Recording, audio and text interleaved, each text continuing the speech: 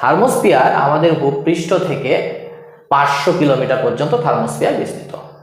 আর আমরা যদি মেসোপজ থেকে বলি 420 কিলোমিটার পর্যন্ত বিস্তৃত, কারণ ওইদিকে আগের স্তর বললাম আমরা মেসোস্ফিয়ার 80 কিলোমিটার ছিল, 80 কিলোমিটার, এটা 420, 500 হচ্ছে, তাহলে ভূপৃষ্ঠ থেকে 500 কিলোমিটার, মেসোপজ থেকে এটা হচ্ছে 420 কিলোমিটার।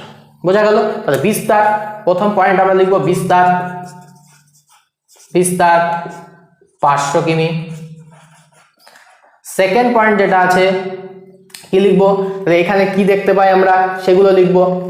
তাহলে এই স্তরে এই যে থার্মোস্ফিয়ার বা আয়নোস্ফিয়ার, সাধারণত এখানে বেতার তরঙ্গ প্রতিফলিত হচ্ছে, ঠিক আছে, বেতার তরঙ্গ প্রতিফলিত হয়ে আমাদের পৃথিবীতে আসে, যার জন্য আমরা রেডিও শুনতে পাই, টিভি দেখতে পাই, ঠিক আছে। তাহলে বেতার তরঙ্গ প্রতিফলিত হয়